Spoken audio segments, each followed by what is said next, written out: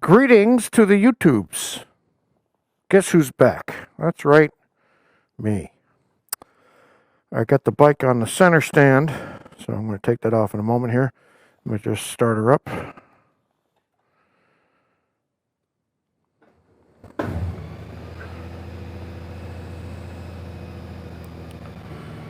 And now, I'm going to do my thing. Easy breezy. It's been so long since I did this, I'm hesitant to start because I'm afraid I forgot something.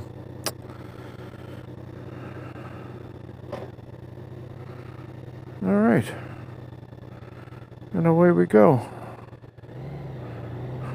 I feel like the Thunderdome movie. I remember this!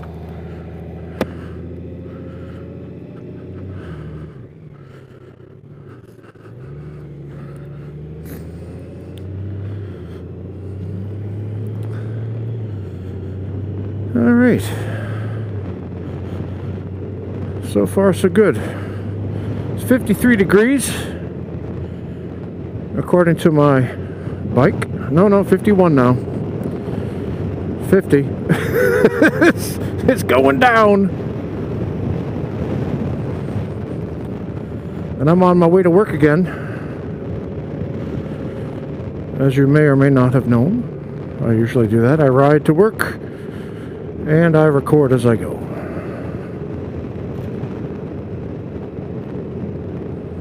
Try to do a little bit of extra road for you. Get a little bit of twisty action in there. I've been out of practice, so.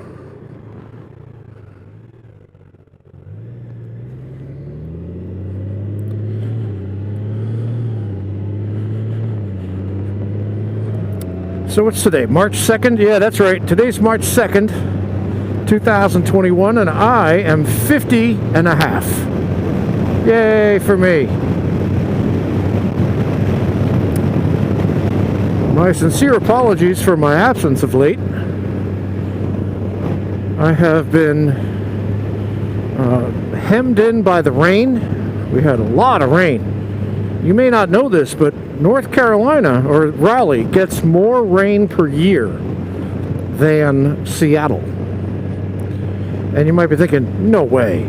Go look it up. It's true. And I can tell you why, because, man, we got a lot of rain this year so far. This season. It's been very, very rainy here. And I had just cleaned the bike, like 2 days before this massive stretch of rain started. You might recall in a recent video, I said I was going to clean the bike because of the salt that was on it. And so I did that, and then like the next day, bam, rain. So I'm loath to dirty the bike after I've just cleaned it. Kind of a waste of money and time and effort. And then I had some health issues. Let's put it that way. Yeah, what the hell, I'll just tell you. So when you're 50, you're apparently eligible to get testing for things that you couldn't get when you were not 50. So I called my insurance company, make sure that I'm 100% covered, which I was, for the procedure I got. There are two ways that you could do it. One way is using a box method. You poop into a box. Now you know what I'm talking about, if you didn't already. You poop into a box, you send the box in, and then they tell you if there's anything sketchy in the box. I didn't want that. I wanted something more complete, more immediate. So I went for the full-on colonoscopy. And, oh Jesus, I kept hearing this weird noise. And I'm thinking, is it the bike? Is it the bike? Oh my God, it's some guy putting tires on, and through my helmet it sounded like rubber squeaking. But it's that, that gun. Anyway. So I scheduled that. I had my shingles vaccine. There are 2 parts for that one, so I got to go again in April. I'm not eligible yet for the COVID vaccine. But as soon as I am, I'll go get it.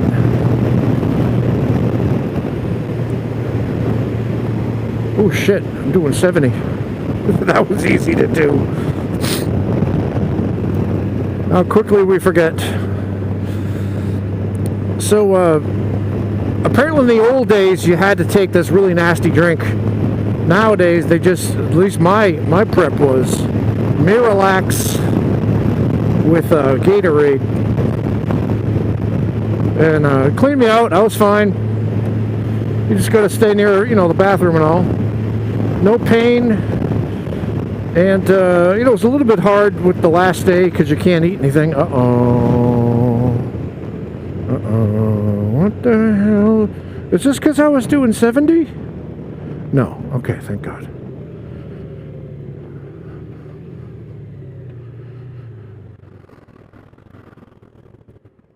I meant to go left, and that is exactly what I will do. Interesting. I did not know they had closed this. Anyway.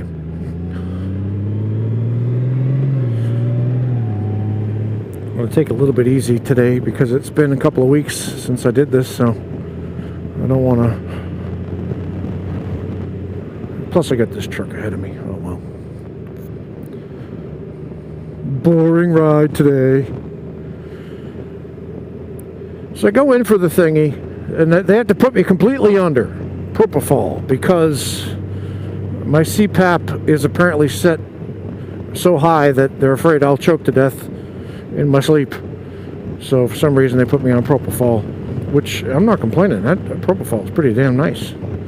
They say it's the best sleep you'll ever have. Well, they put the drug in me and it felt like something broke my hand. Like, that's the way it felt going in. They said it would burn. It didn't burn. It felt like someone had shattered every bone in my hand. And I was just, enduring the pain. Ow, ow, ow. Didn't say anything, just waiting for the sleep to take me. And it did. And then the next thing I knew, somebody's yakking at me. And I'm waking up like, what the hell? And it takes about, 7 seconds for your brain to boot up. Like, oh, okay, yeah, I'm back, I'm good. And I had no pain after the thing. And, got out of there. My friend drove me home. Thank you, Daniel. Xie.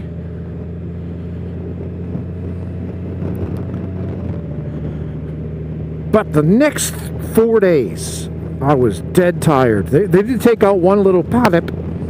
I hate that word. They're testing it. He said they'll let me know. It takes like 2 weeks or something. So, hello, giant bird. So there's that. Like I said, it took 3-4 days for me to feel good again. And we had some nice days on the weekend, but I just could not get up out of the bed. I mean, I was just dead tired and weak. And I had, general not happiness inside in my big belly. I found out that I have low testosterone. I made my doctor give me that test. And apparently my testosterone needs to be 3 times what it is.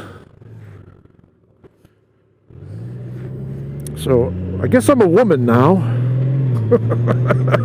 I got the man boobs to prove it. See, I'm very careful, or not careful, I'm nervous about getting testosterone because I don't do well with it. I tend to be ragey. Road ragey, just angry guy. Angry guy. So I'm afraid that if I get this testosterone, it'll do something to my mood. So I'll just have to keep an eye on it. Doctor says he doesn't want me to get too much testosterone. I'm like, well, no, of course not. I don't want to be a roid rage kind of guy. I just want to have whatever's normal for my age, and what I have is not normal. I want my energy level to be better. I want to move more, exercise more, trying to walk more. I was doing like 5,000 steps average per day last week, even though I have a bad leg and it hurts like hell to do it, but I've been doing it. Yesterday I did 4,900 footsteps, or whatever you call it. So I'm trying. I stopped putting cream and sugar in my coffee. I'm walking more. I'm eating better. More vegetable stuff, more fruit stuff.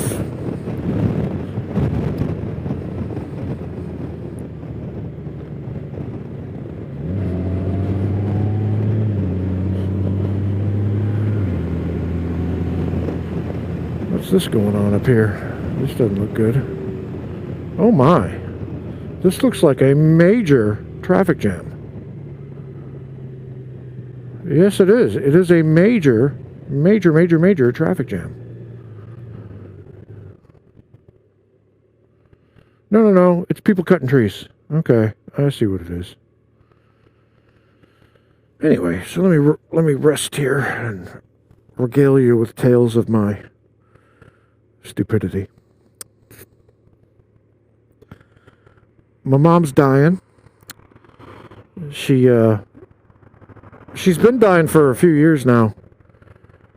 She has pulmonary fibrosis and AFib. They did an operation on her to put a pacemaker in because her AFib was so bad, the medicine they gave her was stopping her heart. So they put in a pacemaker so that it would maintain a minimum heart rate.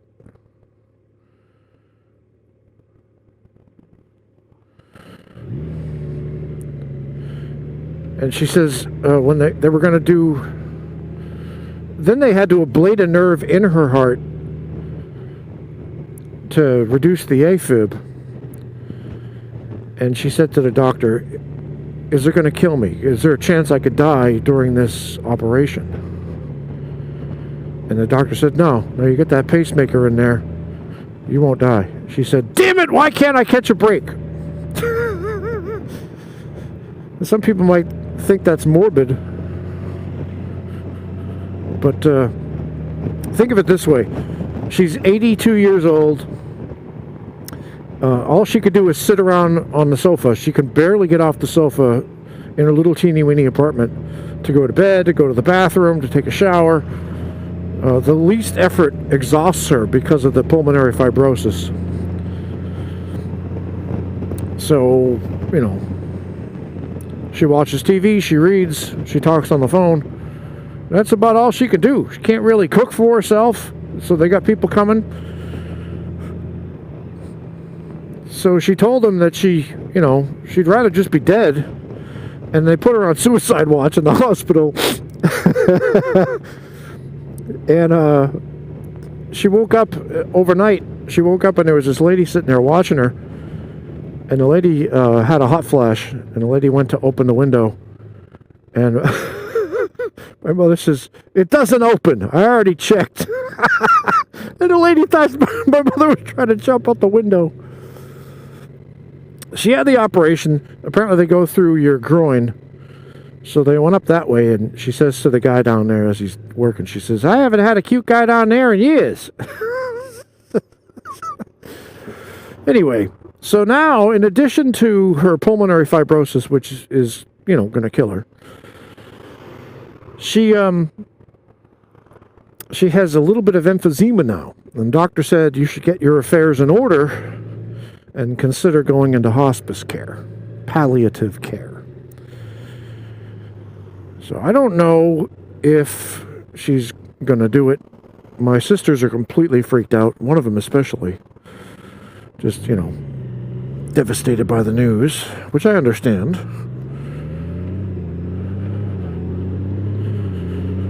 But, she's 82 and she's got a serious condition, And they're thinking about maybe nursing home. They don't want to do nursing home. Maybe my sister will take my mom in, take care of her that way. Or maybe hospice. I don't know. And they're trying to, have a meeting. I guess it was last Thursday they had this. Oh, no, it's today. They're having a meeting today about what she's going to do. And I said to one of my sisters, who I think I can reason with better, it's her choice. She's a grown-ass woman. You let her decide what she wants to do with her body, with herself, with her life, whatever. Don't try to push her one way or the other. If she wants to stay home, let her stay home. If that means she's going to suffer more, well, that's her choice. Oops.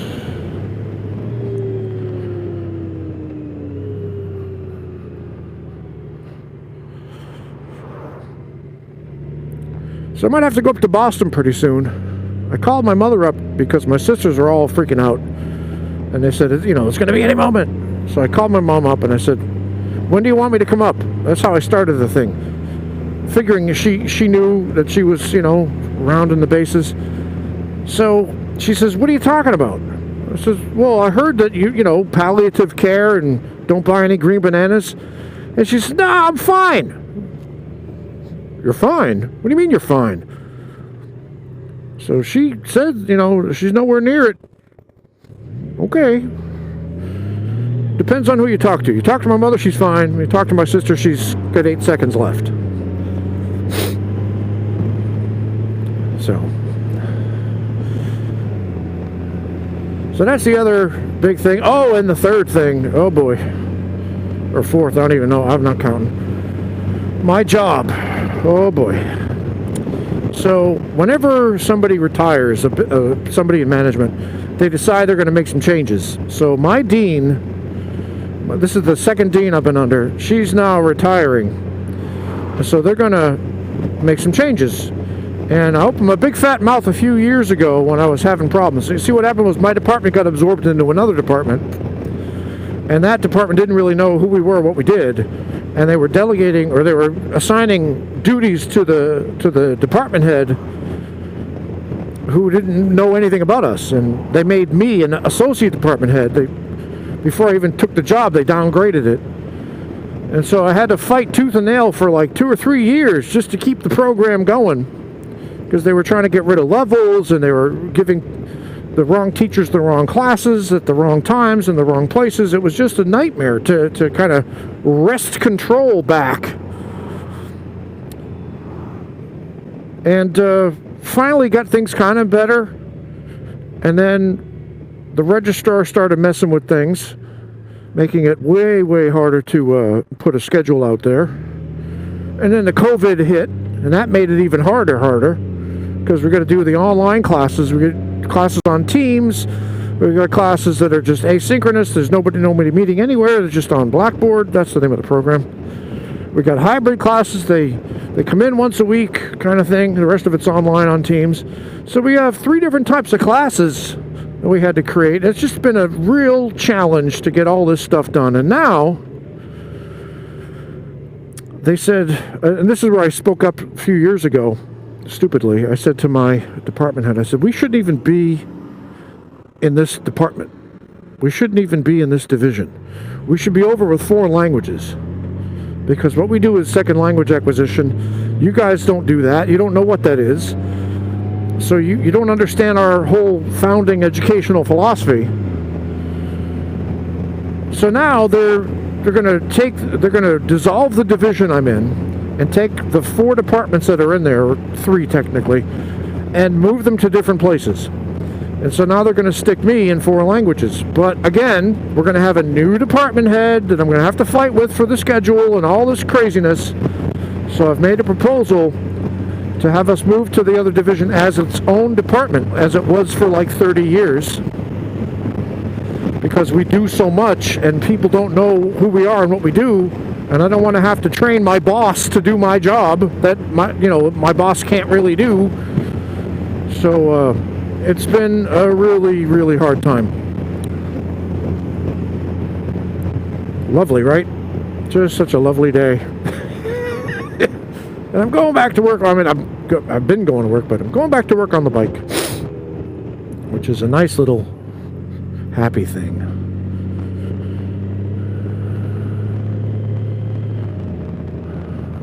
Now, let's see if we can park.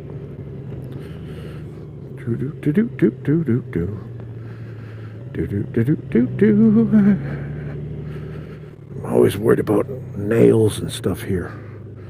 Because you never know, right? You never know. I have a propensity to get these stupid things.